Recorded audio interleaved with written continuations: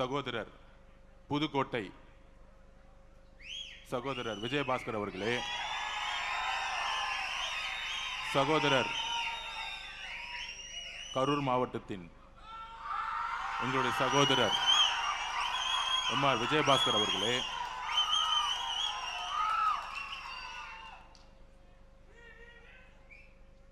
திரு ஆனந்தன் முன்னாள் அமைச்சர் அவர்களே, திருமதி வளர்மதி முன்னாள் அமைச்சர் அவர்களே, முன்னாள் சட்டமன்ற அதிமுக கழகத்தின் முன்னாள் சட்டமன்ற உறுப்பினர்கள், ஒன்றியம் கிளைக்கழகம்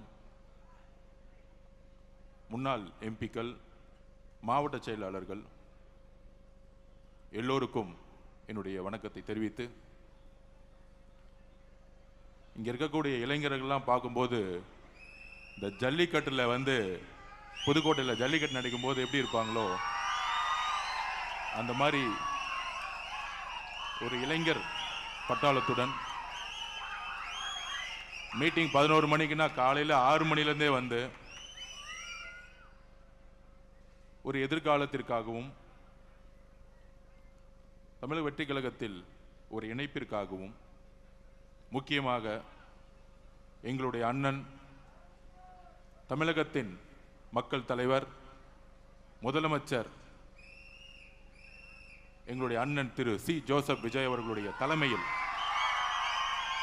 இணைய வந்திருக்கக்கூடிய அனைத்து தொண்டர்களுக்கும் எங்களுடைய வணக்கம். இந்த இணைப்பு எதற்காக? 2 விஜயபாஸ்கர் அவர்கள் தமிழ்நாடு அரசியல் 2026க்கு முன்பு 2026க்கு பின்பு, முன்பு 1967 தேர்தலுக்கு முன்பு, தேர்தலுக்கு பின்பு, 1977 தேர்தலுக்கு பின்பு, தேர்தலுக்கு முன்பு, தேர்தலுக்கு பின்பு, அப்படியான அரசியல் சூழ்நிலை 50 வருடங்கள் கழித்து 2026 இப்போ சொன்னாங்களே இங்கே வந்திருக்கக்கூடிய விஜயபாஸ்கர் ஸ்கொயர்னு சொன்னாங்க. ஆனால் தமிழ்நாட்டில் தேர்தலுக்கு பின்பு விஜய்ங்கிற ஒரு முழக்கம் தமிழ்நாடு முழுவதும் மட்டுமல்ல உலகம் முழுவதும் ஒலித்திட்டு இருக்கு இன்னைக்கு வரைக்கும். அதனால எங்களுடைய தலைவருடைய பெயரில் உங்களுடைய பெயர் ஆரம்பிக்குது. உங்களுடைய எதிர்காலம் இங்கே பிரகாசமாக இருக்கும்.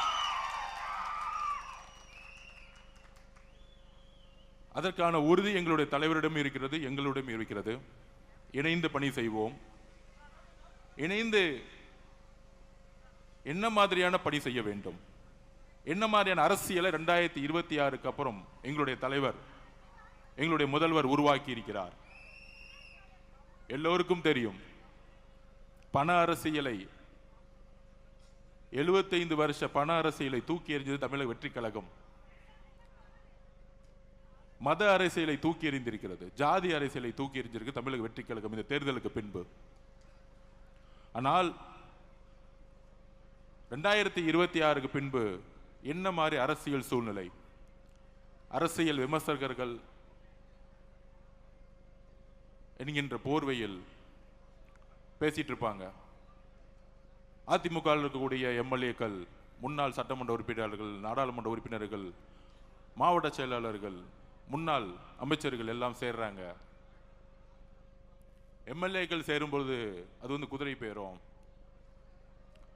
நாங்கள் எம்எல்ஏக்கள் வரும்போது சொன்னோம், ஒட்டுமொத்த அதிமுகவுடைய 90% நிர்வாகிகள், தொண்டர்கள் தமிழக வெற்றி கழகத்தில் இணைய போகிறார்கள். ஏன் இணைய போகிறார்கள்?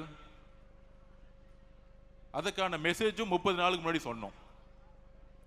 2026 தேர்தலுக்கு பின்பு தமிழக வெற்றி கழகம் 108 தொகுதியோடு நிற்கும் பொழுது, நேற்று கூட்டணி கட்சியோடைய மீட்டிங்லாம் நடந்துட்டு இருந்துச்சு. அப்ப அங்க வந்த அனைத்து தலைவர்களும், காங்கிரஸோட தலைவர்கள், நேற்று காலையில் வந்த கம்யூனிஸ்ட் தோழர்கள், மதிமுகவோட தலைவர், விசிகேவுடைய தலைவர், இந்திய கம்யூனிஸ்ட் ஐஎம்ஓட தலைவர்கள் சொன்ன ஒரு வார்த்தை, நீங்க ஆட்சி அமைக்கிறதுக்கு என்ன நிலைப்பாடுனா எடுப்பீங்கன்னு நினைச்சோம். மாண்புமிகு முதலமைச்சர் அவர்களை பார்த்து சொன்னார்கள், 108 வந்தவொடனே நீங்க அதிமுகவுடைய இபிஎஸ் அவர்களிடம் ஆதரவு கேட்பீங்கன்னு நினைச்சோம். 47 எம்எல்ஏ இருந்தாங்க. அந்த ஆதரவுடன் நீங்க ரொம்ப எளிமையா ஈஸியா நீங்க முதலமைச்சர் ஆயிருக்கலாம். ஆனால் நீங்கள் அழைத்தது இந்திய காங்கிரஸ் கட்சியை. அவங்க 5 எம்எல்ஏ தான் வச்சிருந்தாங்க. கம்யூனிஸ்ட் கட்சி தோழர்கள் சப்போர்ட் பண்ணுவாங்களா இல்லையா தெரியாது. விசிகே சப்போர்ட் பண்ணுமா இருக்கா தெரியாது. 60 வருஷம் உறவு இருக்கக்கூடிய ஐயுஎம்எல் சப்போர்ட் பண்ணுமா இருக்குமா தெரியாது. ஆனால் நீங்கள் காங்கிரஸை அழைத்த பொழுது நாங்கள் நம்பினோம், நீங்கள் மதசார்பற்ற கொள்கையிலும் சமூக நீதி கொள்கையிலும் உறுதியாக இருக்கிறது என்பதை நாங்கள் நம்பினோங்கிறது எல்லா தலைவர்களும் சொன்னார்கள். அப்ப எங்களுடைய தலைவர் தமிழக வெற்றி கழகம் எம்எல்ஏக்கள் தேவைப்பட்டாலும் காங்கிரஸோடைய 5 எம்எல்ஏக்களுடன், கம்யூனிஸ்ட் தோழர்களுடன், பிசிகே தோழர்களுடன், ஐயுஎம்எல் தோழர்களுடன் ஆட்சி அமைக்கிறதுக்கு கடைசி நாள் வரைக்கும் போராடினோம்.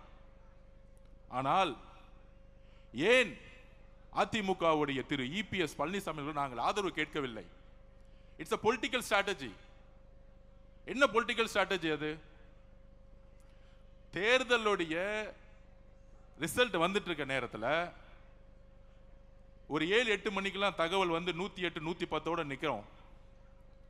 சரியாக நைட்டு 10 மணிலிருந்து திரு மு.க. ஸ்டாலின் அவர்களும் திரு உதயநிதி அவர்களும் அதிமுகவுடைய இபிஎஸ் பழனிசாமி அவர்களும் அவருடைய மகன் மிதுன் அவர்களும் பாஷ்யம் கன்ஸ்ட்ரக்ஷன் கம்பெனியுடைய ஓனர் அவர்களும்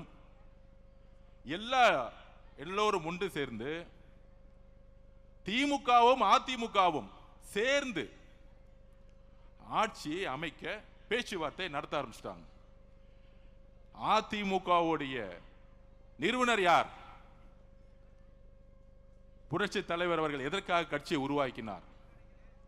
அண்ணன் செங்கோட்டையன் வந்தார்களே இங்க, புரட்சி தலைவருடைய அமைச்சரவையில் பங்கு பெற்றவர். அதுக்கப்புறம் புரட்சி தலைவி அம்மா அவர்கள் அதிமுகவை வழிநடத்திய பொழுது எதற்காக என்ன சொல்லி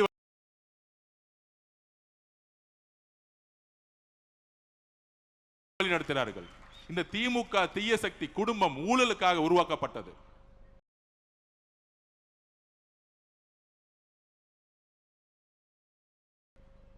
இந்த தீய சக்தி எதிர்க்க அதிமுகவை உருவாக்கியது புரட்சி தலைவர் எம்ஜிஆர் அவர்கள்.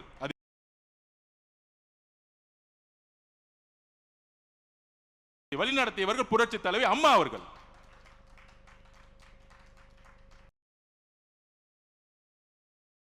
புரட்சி தலைவர் அவர்களுக்கு என்ன நேர்ந்தது? புரட்சி தலைவி அவர்களுக்கு என்ன நேர்ந்தது?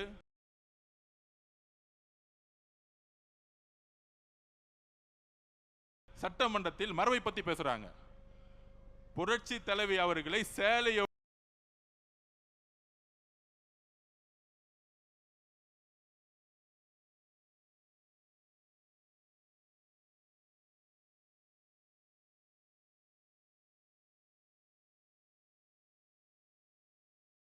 இழுத்து கிழிச்சது யார்? இதே திமுக.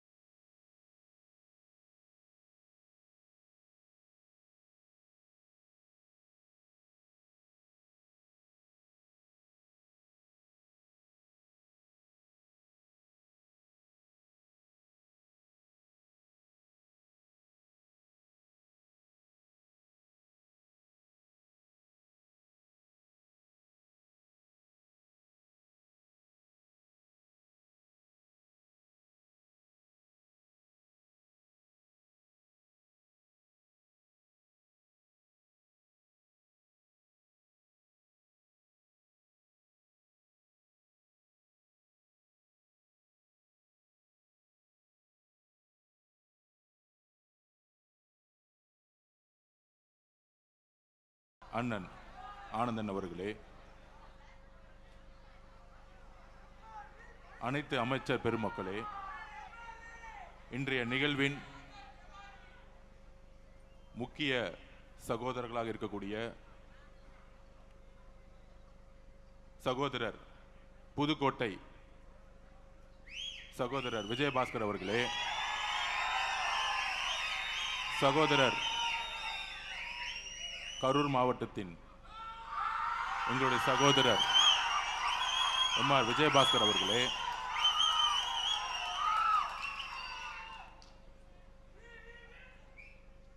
திரு ஆனந்தன் முன்னாள் அமைச்சர் அவர்களே, திருமதி வளர்மதி முன்னாள் அமைச்சர் அவர்களே, முன்னாள் சட்டமன்ற அதிமுக கழகத்தின் முன்னாள் சட்டமன்ற உறுப்பினர்கள், ஒன்றியம் கிளைக்கழகம் முன்னாள் எம்பிக்கள், மாவட்ட செயலாளர்கள் எல்லோருக்கும் என்னுடைய வணக்கத்தை தெரிவித்து, ஒவ்வொரு மாவட்டத்திலும் இபிஎஸ் திரு இபிஎஸ் அவருடைய அதிமுக வேலை செய்யறதுக்கு ஒரு நிர்வாகி இருக்க மாட்டாங்க. ஒரே ஒரு நிர்வாகி இருக்க மாட்டாங்க. அவருடைய மகனும் திரு இபிஎஸ் பழனிசாமி அவர்கள் மட்டும்தான் கட்சியில் இருப்பாங்க. இன்னொரு 5 பேர் இருப்பாங்க. அவங்களுக்கு தேர்தல் வேலை செய்யவே தெரியாது. அவங்களை விட்டுருவோம். இப்பயே தீர்மானம் போடுறாங்களாம், திரு மிதுன் அவர்கள் கட்சியை வழி நடத்தணும், இளைஞர் அணி தலைவர் ஆகணும். அதுல அவர் சொல்றாரு, அன்னைக்கு பேட்டி எடுக்கும்போது சொல்றாரு இபிஎஸ் அவர்கள், என்னுடைய மகன் ஒன்லி உறுப்பினர் தான், அரசியல் ஆசைலன்னா எதுக்கு நீங்க உறுப்பினரா வச்சுக்கிறீங்க? எதுக்கு தெரியுமா? திரு உதயநிதி அவர் சொன்னாருங்களே, என் மகன் 25 வருஷமா உறுப்பினரா இருந்தாரு, அதனால டக்கு நான் இளைஞர் தலைவர் ஆகிட்டேன், அதனால சட்டமன்ற உறுப்பினர் ஆகிட்டேன், அதனால துணை முதலமைச்சர் ஆகிட்டேன். இதே கதை தான் அடுத்து இபிஎஸ் அவர்கள் ஃபாலோ பண்ண போறாங்க. இது தெரிஞ்சுக்கிட்டாங்க எல்லா மாவட்ட செயலாளர்களும், எல்லா முன்னாள் அமைச்சர்களும் நல்லா தெரிஞ்சுக்கிட்டாங்க. இது குற்றச்சாட்டு அல்ல. 2 பேரும் சேர்ந்து சொன்னது யார் தெரியுமா? மார்க்சிஸ்ட் கம்யூனிஸ்டுடைய அகில இந்திய தலைவர் திரு பேபி அவர்கள் சொன்னார், நாங்கள் ஏன் தமிழக வெற்றி கழகத்திற்கு ஆதரவு கொடுக்கிறோம்னா, அதிமுகவும் திமுகவும் பிஜேபியும் சேர்ந்து ஆட்சி அமைக்க போது அதனால நாங்கள் இருக்கிறோம் சொன்னார். திரு சண்முகம் அவர்கள் மார்க்சிஸ்ட் கம்யூனிஸ்டுடைய தலைவர் தமிழ்நாட்டில் அவர் சொன்னார், திமுகவும் அதிமுகவும் பிஜேபியும் சேர்ந்து ஒரு புடலங்கா கூட்டணி உருவாக்குவீங்க, அதுக்கு நாங்கள் சப்போர்ட் பண்ணுவோமா? இது சொன்னது யாரு? தமிழக வெற்றி கழகமா? இல்லை. 10 வருஷமா திமுக கூட்டணியில் இருந்த கம்யூனிஸ்ட் தோழர்கள்.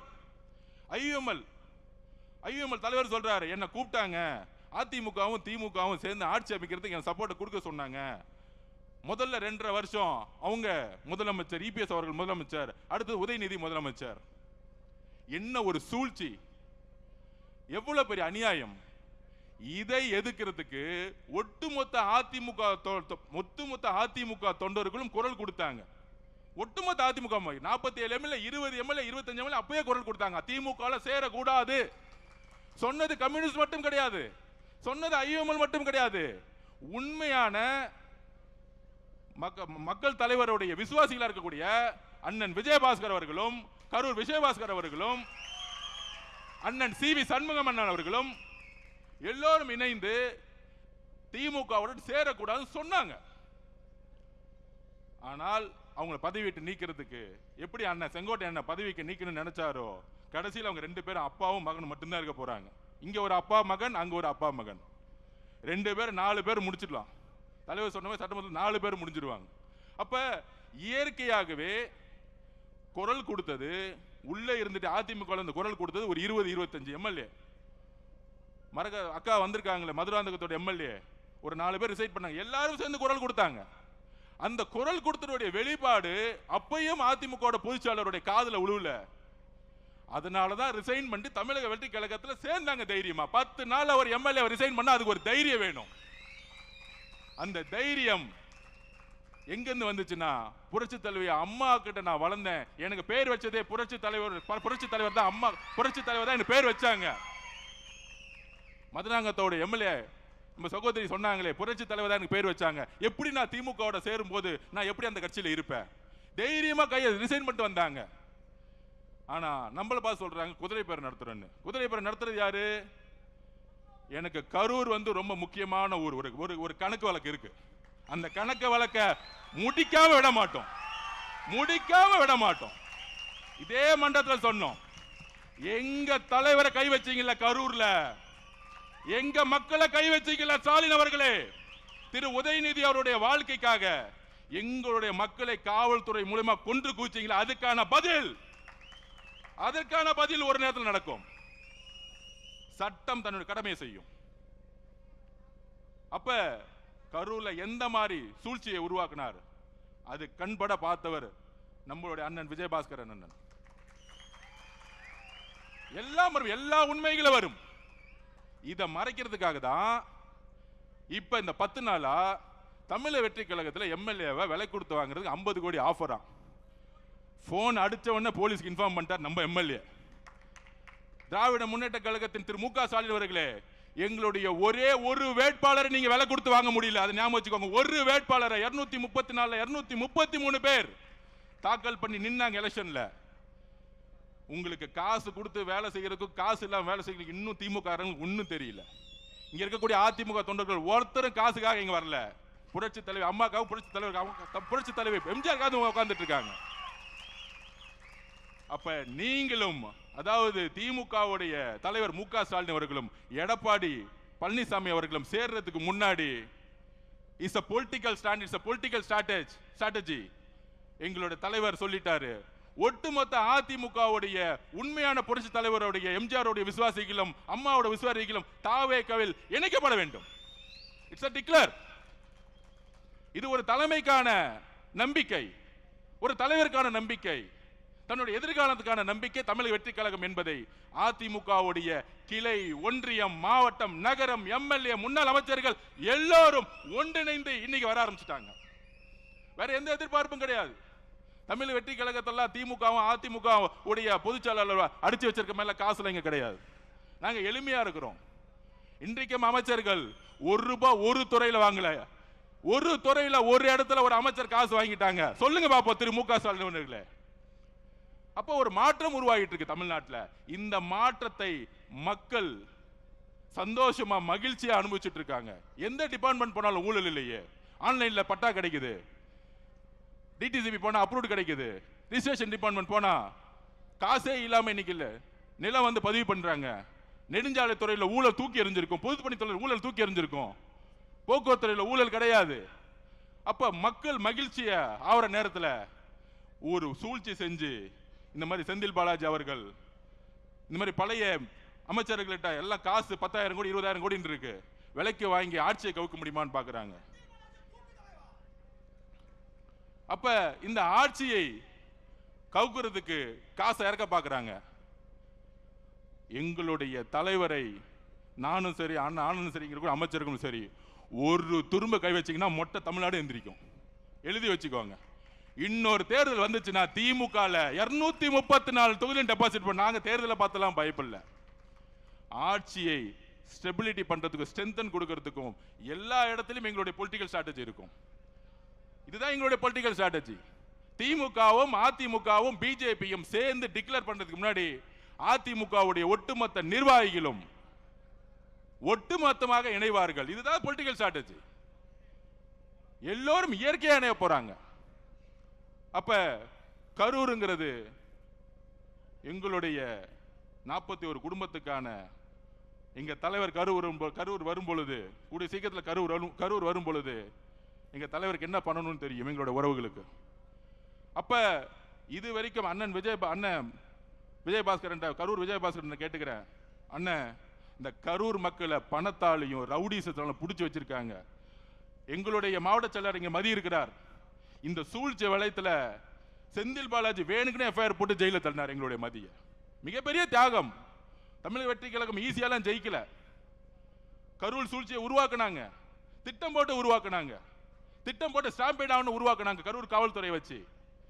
கடைசி 15 நாள்ல ஏன் எங்களுடைய தலைவர் எல்லா ஊருக்கும் போலன்னு தெரியுமா? உங்களுக்கு உண்மையை சொல்றேன். எந்த இடத்துல காவல்துறை சப்போர்ட் இருக்கோ அங்க மட்டும்தான் பிரச்சாரம் போக முடிஞ்சிச்சு. திருப்பூர்ல போகும்போது காவல்துறை சப்போர்ட் இல்ல, திடீர்னு எல்லாரும் கிளம்பிட்டாங்க. ஏன்னா கோயம்புத்தூர் மாவட்ட பொறுப்பாளர் திரு செந்தில் பாலாஜி திருப்பியும் அங்க இருக்க காவல்துறை அழுத்தம் கொடுத்து அவர் திருப்பூர் போகும்போது போலீஸ் எல்லாம் விலகிருங்க, 10 லட்சம் பேர் திருப்பி மக்கள் கூடட்டும், திருப்பி அவங்க இடிச்சுக்கிட்டு திருப்பி ஸ்டாம்பிட் ஆகட்டும், இப்படி ஒரு சூழ்ச்சி. அதனாலதான் கடலூர் கேன்சல் பண்ணப்பட்டது, கிருஷ்ணகிரி கேன்சல் பண்ணப்பட்டது. சோ திமுக ஆட்சியில் இருக்கிற வரைக்கும் ஒரு இயற்கையாகவே ஒரு ஸ்டாம்பிட் உருவாகட்டும், காவல்துறை எந்த சப்போர்ட் பண்ணக்கூடாது, ஒரு எஸ்ஓபி போடட்டும். அதனாலதான் 14 ஊருக்கு பிளான் பண்ணதை எங்களுடைய தலைவரால போக முடியாத சிச்சுவேஷன். நிறைய டிஸ்ட்ரிக்ட்ல காவல்துறை சப்போர்ட் கிடையாது. இந்த உண்மையெல்லாம் மக்களுக்கு தெரியுமா? தெரிய வைக்கணும். ஆட்சியில் இருக்கும்போது காவல்துறை எஸ்பியா இருக்கும் பொழுது யார் யாரெல்லாம் 2000 போலீஸ்க்கு பர்மிஷன் கொடுக்குறேன்னு சொல்லிட்டு தலைவர் போகும்போது எல்லாரும் விலகி போயிடுவாங்க. போலீஸ் கடைசியில் ஒரு 10 லட்சம் மக்கள் நிற்கும் போது ஏதாச்சும் ஒரு திருப்பியும் வந்து பிரச்சனையாச்சுன்னா திருப்பியும் பழைய தூக்கி எங்களோட தலைவர் மேல போட்டுருவோம்.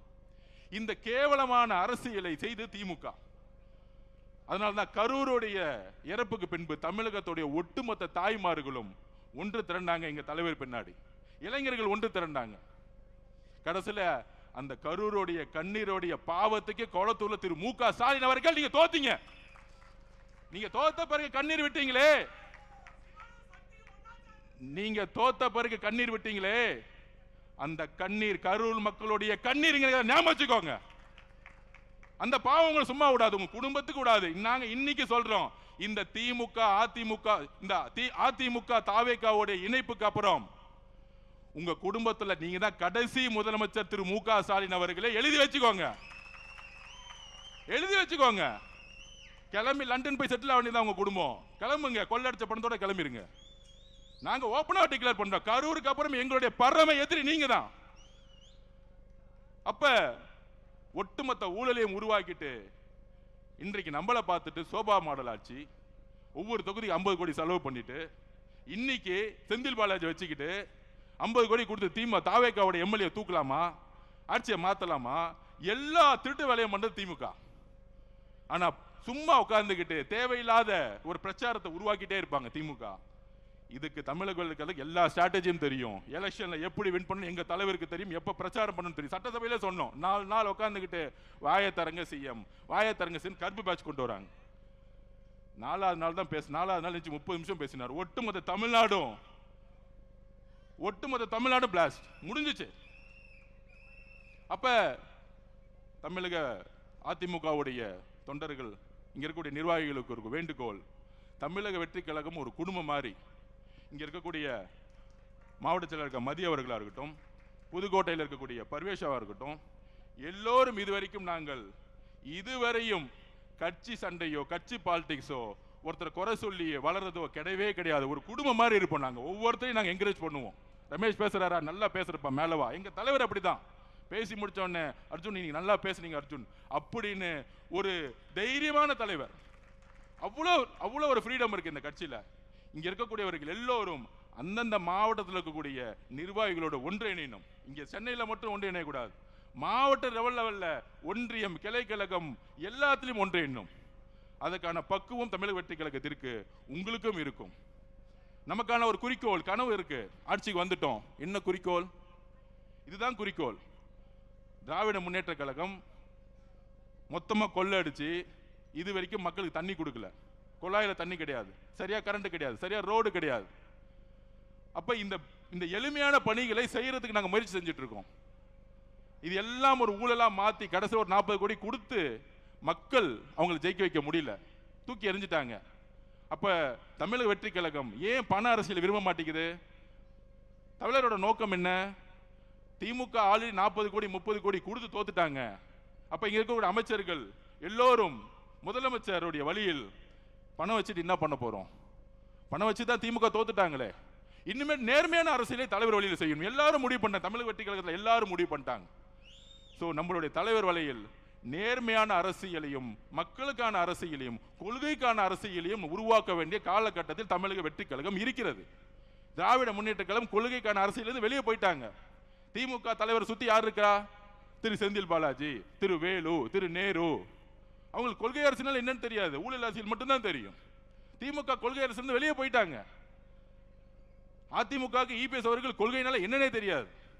அப்ப தமிழக வெற்றி கழகம் தான் தமிழ்நாட்டில் உண்மையான பெரியார் கொள்கைகளையும் புரட்சியாளர் அம்பேத்கர் கொள்கைகளையும் காமராஜர் கொள்கைகளையும் நடைமுறைப்படுத்த வேண்டிய ஒரு கட்சி இருக்கு. அதற்கு அரசியல் வெற்றி முக்கியம், தேர்தல் அரசியல் முக்கியம். அந்த தேர்தல் அரசியலுக்கு ஒவ்வொரு மாவட்டத்தில் இருக்கக்கூடிய நிர்வாகிகள், தேர்தல் அரசியல் தெரிந்த நிர்வாகிகள் ஒரு இணைப்பு தேவை. தமிழ்நாட்டை உருவாக்க ஒரு ஸ்ட்ராங்கான ஒரு கட்சி வேண்டும், அடித்தளத்தில் ஒரு கட்சி வேண்டும். அப்படிதான் இன்னைக்கு அதிமுகவுடைய இயற்கையாவே ஒட்டுமொத்த நிர்வாகிகள் தமிழக வெற்றி கழகத்தை நோக்கி மட்டும்தான் வந்துட்டு இருக்காங்க. திமுக பார்த்து போக மாட்டாங்க. அதனால நமக்கான குறிக்கோள் ஊழல்னா என்ன? மக்களுடைய பணத்தை சுரண்டாம உண்மையான ரோடு போடணும், உண்மையான பில்டிங் கட்டணும், நல்ல தண்ணி கொடுக்கணும், நல்ல கரண்ட் கொடுக்கணும். இன்னும் இது நடைமுறைப்படுத்தப்படல. இந்த குறிக்கோளோட நம்ம எல்லோரும் ஒன்றிணைவோம். கரூரை இந்த ரவுடி கூட்டத்திலிருந்து, அது பேர் என்ன சொல்லுவாங்க, Karur gang, Karur company, Karur company என்னெல்லாம் முடக்கிறாங்க? மணல் வியாபாரம், அப்புறம் டூப்ளிகேட் சரக்கு, அப்புறம் பாரு, வேற என்ன பிசினஸ்? பாட்டிலுக்கு 10 ரூபா. ஒட்டுமொத்த காசையும் இபி டிபார்ட்மெண்ட்ல டிரான்ஸ்ஃபர் ஊழல், நிலக்கரி ஊழல், ஒட்டுமொத்த காசையும் 5000-10,000 கோடி வச்சுக்கிட்டு கரூரை ஒரு ரவுடி கண்ட்ரோல் வச்சிருக்காங்க. இதை முதல்ல ஃப்ரீ பண்ணி விட்டு மக்களை ஜனநாயக பூர்வமா வாழணும். எங்களுடைய குறிக்கோள் அந்தந்த தொழில் பண்றவங்க நிம்மதியா தொழில் பண்ணணும். இப்ப சினிமா தொழில் என்ன ஆச்சு பாருங்க. ரெட் ஜெயின் கம்பெனி ஏதாச்சும் படத்தை ரிலீஸ் பண்ணுதா? பண்ண முடியாது. இந்த 5 வருஷத்துல பண்ண சொல்லுங்க பாப்போம். ஏன்னா கருப்பு பணம் கிடையாது. 2000-3000 தேட்டர் கண்ட்ரோல் பண்ண முடியாது. அந்தந்த தொழில் செய்யறவங்க நிம்மதியா தொழில் செய்யணும். எந்த அமைச்சர்களும் போயிட்டு அவங்க கிட்ட காசு கொடுங்க, கமிஷன் கொடுங்க, உங்களை மிரட்டுவோம். அப்படி திமுக இருந்துச்சு. தமிழக வெற்றி கழகத்தில் இப்ப இருக்கா? இபி டிபார்ட்மெண்ட்ல இருக்கா?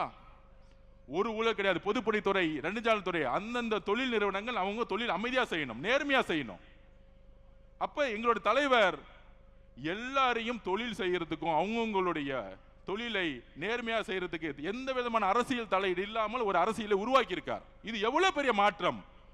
இந்த மாற்றம் திராவிட முன்னேற்ற கழகத்தால கொடுக்க முடியல. ஆனா தமிழக வெற்றி கழகத்தோட தலைவர் ஒரு ஊழல் இல்லாத ஆட்சியை நடைமுறைப்படுத்தி சாத்தியப்படுத்தி இருக்கிறார். சட்டமன்ற நிகழ்வை லைவ் பண்ணதே கிடையாது 50 வருஷத்துல. தைரியமான தலைவர் தான் லைவ் போடுவார். தைரியமான தலைவர் தான் லைவ் போடுவார். திராவிட முன்னேற்ற கழகம் ஆட்சியில் இருக்கும்போது லைவ் போட்டாங்களா? திரு மு க ஸ்டாலின் ஜனநாயகத்தை பத்தி பேசுவார், லைவ் போட்டாங்களா? பத்திரிகையாளர் பார்த்து கேட்கிறேன், லைவ் பண்ணாங்களா? ஏன்? எங்களுடைய தலைவர் அவர்களுக்கு முதலில் அவர் மீது நம்பிக்கை இருக்கு. அவர் மீது நம்பிக்கை வைக்கிறதா வெளிப்படைத்தன்மையோட இருப்பாங்க. அதனால அதிமுகவுடைய சகோதர சகோதரிகளே, உங்களை வரவேற்கிறோம். இது நம்மளுடைய குடும்பம். தமிழக வெற்றி கழகம் ஒரு கட்சி கிடையாது, இது ஒரு குடும்பம். எல்லாருக்குமான ஒரு எதிர்காலம் இங்கே உருவாக்கப்படும் என்கிறதை சொல்லி நம்மளுடைய கொள்கை வழியில் எப்பொழுதும் நடப்பணுங்கிற உங்களுடன் பகிர்ந்துகிறேன். தேங்க்யூ.